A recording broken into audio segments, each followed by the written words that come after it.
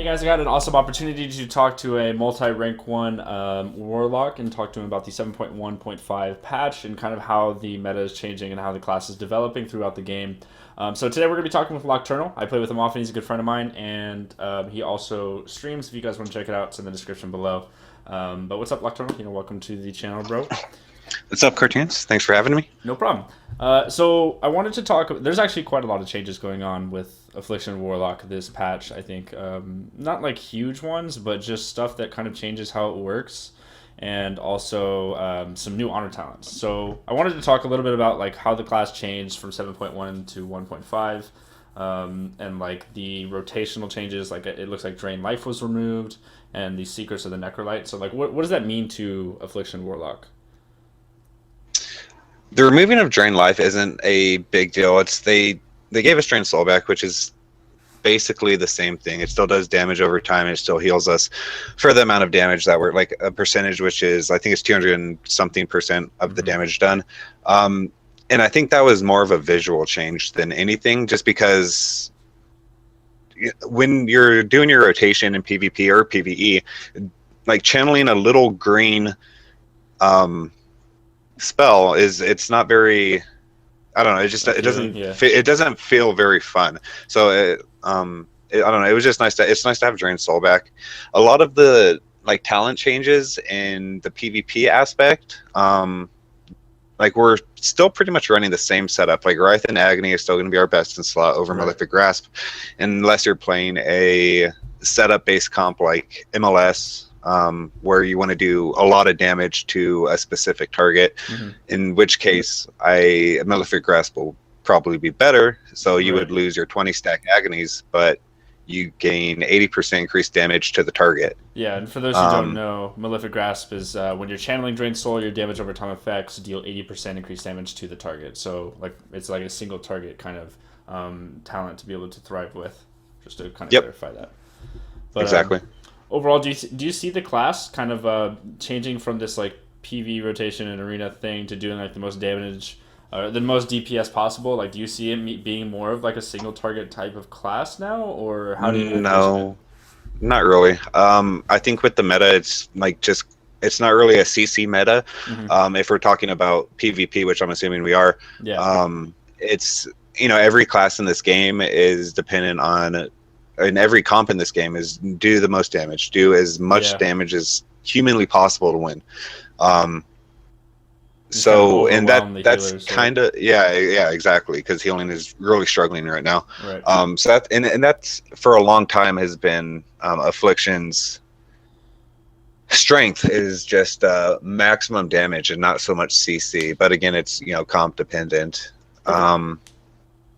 But a lot of our talents in PvP didn't change too much, except for the addition to our new spells, which are Death Embrace, which we can get into a little bit later. Yeah, I actually do want to go over the new PvP talents. I know that some are useful, some are not, and I'm just curious, like, on your opinion on like the situations of when to use either one of them. So, real quick, I'm going to read out the brand new Hunter talents.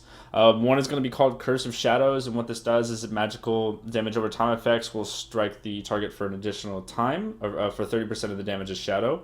And does this work with all spells, so like Shadow Priest dots and all that kind of stuff, or? Yes. Yeah, so it kind of amplifies both you as a Warlock, as an Affliction Warlock, and also your team if your team has like magic damage over time effects like Fire Mage or Shadow Priest or another. Or Boomy. Or Moonkin. The next talent, which is kind of the most controversial right now, a lot of people are talking about it, is Death's Embrace. And this is like an execute for Affliction Warlocks. Whenever a target dips below 30% health, the Corruption, Unstable Affliction, and Agony deal a 100% additional damage to kind of like finish off that target. And that replaced the Soul Siphon honor talent. So actually it replaced Endless Affliction, which increases the duration of Unstable Affliction by 4 seconds. Yeah. Let me look at the tooltip of UA right now. See, UA lasts for 5 seconds. So if you run that talent, it lasts for 9 seconds on the target. And what's good about that is when you stack 5 UAs onto a target, 9 seconds times 5, that's a lot of damage. However, Death's Embrace is very, very, very, very, very strong right now. Because you're not with the current state of Affliction, you're not really focused around keeping UAs up on your targets. Maybe if you were to be running, like I said, a setup comp where you want to have a lot of single target damage, Endless Affliction would be your go-to. Run Endless Affliction with Malefic Grasp, get 5 afflictions up on somebody and grasp them. That's a lot of damage that they're going to be taking. But right now, Locke's damage is mainly surrounding Siphon Life, Corruption, and Agony. Agony being your number 1, Corruption being number 2. Sometimes your Phantom Singularity is 3, and then your Siphon Life at 4. And all of those are instant cast dots. And your Corruption and Agony are 30% of your damage each, at least. So UA is a very, very small amount of your damage. So Death's Embrace coming in just gives you, whatever comp you play, unbelievable. Like it now makes Locke like God tier. They're already good. Anything they play, they now have like, this is their what's the word I'm looking for? Their win condition. That's what their win condition, exactly. Yeah. Just get a target below 30% health while you have all your dots rolling on all targets, and then you're going to end up finishing someone off, if not multiple targets, right? Your agonies are going to be critting for over, close to 200k. Yeah, which is insane. For an agony dot. So I've been playing my Shadow Priest a lot lately, and I've been playing Shadow Play, which is a comp where we dot every single target, and as soon as we start getting them down to the 50, 40, 30%, it's like almost impossible for them to recover. So Death's Embrace really, really helps out with those rot comps like LSD2, Fire MLS, Shadow Play, Shadow Cleave. Pretty much anything where you just want to rot the entire team, you're going to want Death's Embrace. In rated battlegrounds, you want it. In probably PvE, may want it.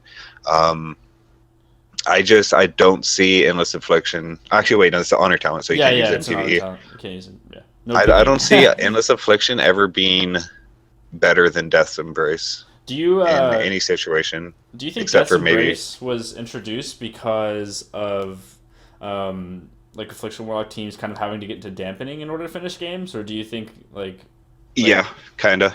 So kind of like allow Affliction Warlock and Rot teams? Well, for a majority of Afflocks, I think a majority of Afflocks and Afflock teams were having trouble finishing before dampening, or just killing it all. Like they could get a team to sit into like the 30% or 20%, and then they would be able to recover, and then they would lose the game because not being able to finish. So I don't know if they got specific complaints about that or what their decision was for introducing Death's Embrace, but it makes you can notice the damage on your screen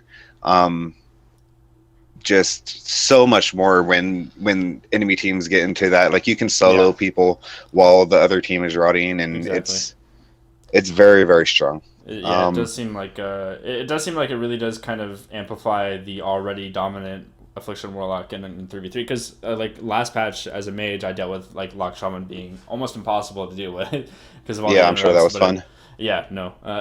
But it does seem like a very interesting talent. I would like to touch on the last one before we kind of head out for the end of the video, but it's called Soul Shatter. For everyone who doesn't know already, it consumes all of your damage over time effects on the 5 nearest enemies within 40 yards, dealing 10% of the total health and shadow damage for each enemy hit by Soul Shatters. So, and you also gain a Soul Shard and 10% haste for 8 seconds. So, can you kind of break down this talent a little bit and kind of explain it in simple terms? And then, would you ever use it in Arena, or is this more of an RPG thing? Just kind of curious what you're thinking. I think this is I don't think you would ever use this in Arena. I just think Death's Embrace is too strong to not take over. This is a 1 minute cooldown. Death's Embrace is passive. It's kind of your win condition as UA right now. I think I've literally never played Soul Shatter yet. I haven't been playing my Lock too much this patch. The patch is relatively new, and I've got I've got my LA and my Shadow Priest who I'm mainly focusing on just because they're a lot more fun to play, to be honest. But I will get into more testing as this patch goes on.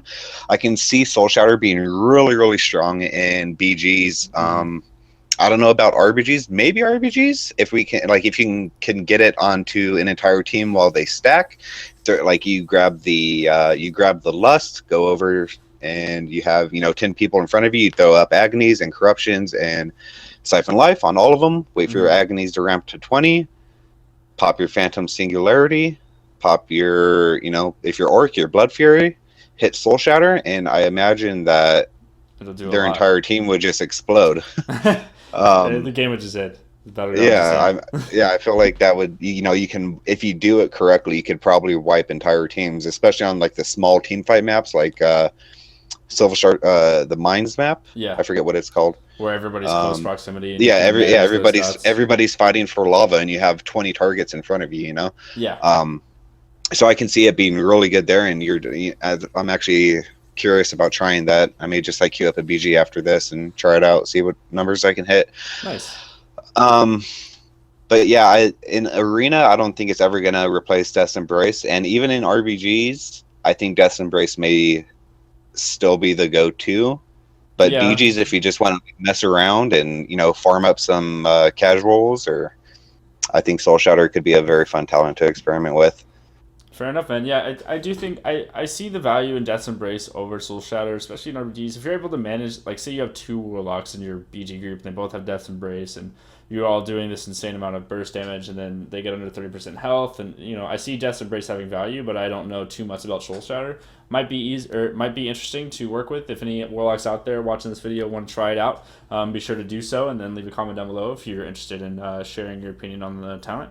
But that's pretty much it for the video, man. That's all the questions I had. Thank you for sharing all of your wise knowledge about Affliction Warlock and coming on the channel today. And you guys can all find Lockturnal at twitch.tv/LockturnalTV. It is the first link in the description below on this video. So thanks for watching, guys. Be sure to leave a big thumbs up and subscribe to the YouTube channel for future videos. And I will see you all tomorrow.